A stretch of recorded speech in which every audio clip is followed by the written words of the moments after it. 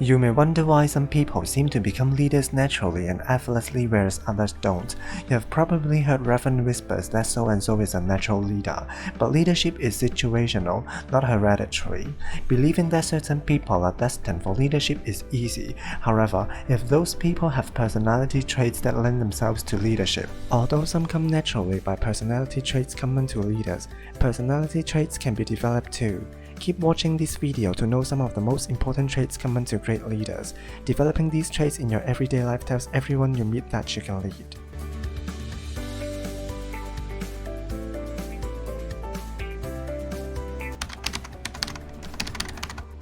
Think back to your school years. Was someone in your class the teacher's pet? If you were the teacher's pet, you probably enjoyed the position. However, if you didn't hold that coveted position, you probably weren't happy that your teacher played favorites with one or more of your classmates. Especially if the favoritism meant someone was forgiven for transgressions that other students were punished for, or was given a better test score than others who performed just as well. The same is true in leadership. No one likes a leader who plays favorites with certain team members. Of course, people naturally like some people better than others. Interpersonal chemistry simply favors some relationships over others. However, as a leader, your job is to be as impartial and fair as you possibly can in how you treat your team members. You can't punish a team member you don't like so much and then excuse the same behavior in a team member you do like. And you can't give favorite team members raises, time off, bonuses, and other rewards when team members you don't favor exhibit the same performance or achieve the same goals or milestones. Employees know when you are playing favorites. They can sense it a mile away. So treat everyone else the same as the ones you like best.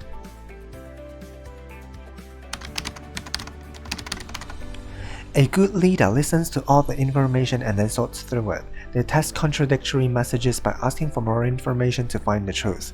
Often, to get at the truth, a leader has to elicit the cooperation of people who don't necessarily want to provide the answers. Working with uncooperative people may require leaders to restrain a natural tendency toward anger and place the need to solve the group's problems ahead of their egos. Leaders use their intelligence to interpret riddles and to come up with the correct answers.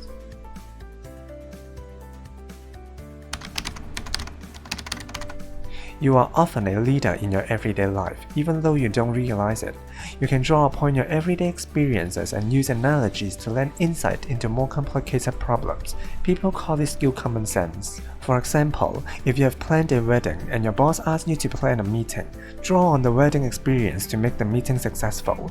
If you are asked to head a task force and you have been a Little League coach, remember that the members of your task force are looking to you for the same kind of coaching as your players did.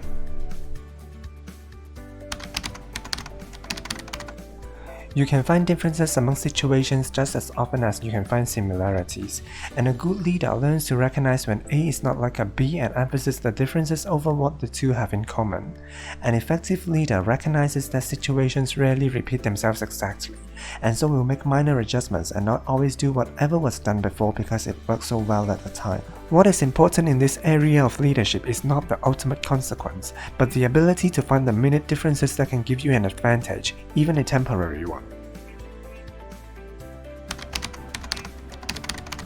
First and foremost, a leader has to keep the vision in the minds of his or her followers in every conversation, whether in a spoken or unspoken manner. When a leader is speaking as a leader and not as a friend or confidant, he or she needs to remind people simply and straightforwardly and without a lot of additional explanation why they are being asked to turn the vision into reality. The responsibility of leadership is to communicate the vision so clearly that no room is left for doubt among those who must execute it.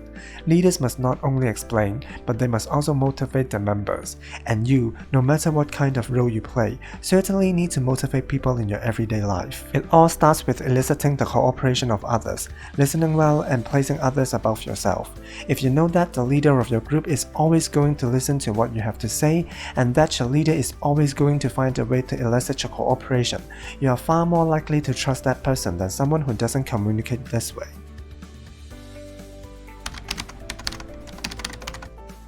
When some managers or leaders are promoted, they seem to elevate themselves to a lofty position, look down on their work colleagues and tell them what to do.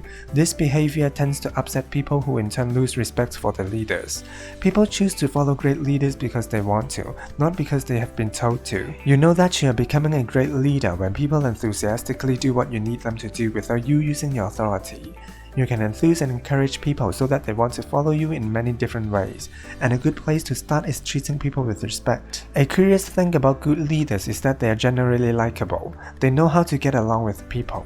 Not just the people who follow them or admire them, but people who have every reason to despise them. They do not rise to debate and fight with their enemies. Rather, they seek to find common ground with their foes, knowing that a well-considered compromise can benefit both sides. A poor leader will push opponents until they are forced to respond, often with disastrous consequences to both the person doing the pushing and the group they are leading.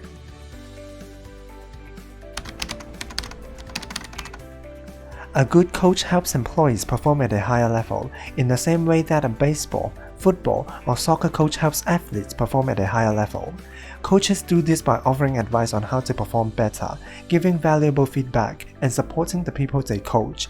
They help employees gain confidence, and they applaud their efforts when employees make progress toward completing a goal. At times, you may question and even doubt the intentions, actions, and behavior of some people you work with, but nobody strives to be a fool. Everyone wants to contribute and make a positive difference to the organization they work for, as making a valued contribution gives people job satisfaction and a sense of fulfillment. As a leader, you are in the perfect position to coach the people in your department or another organizational unit.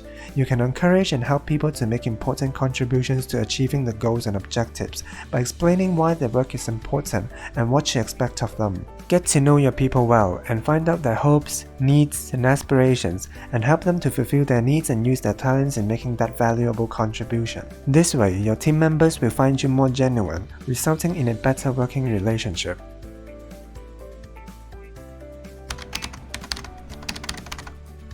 Smart leaders realize that they can get far more out of their organizations when team members cooperate than if they compete against one another. Many tasks now get done through teamwork, and organizations are changing the way they do business.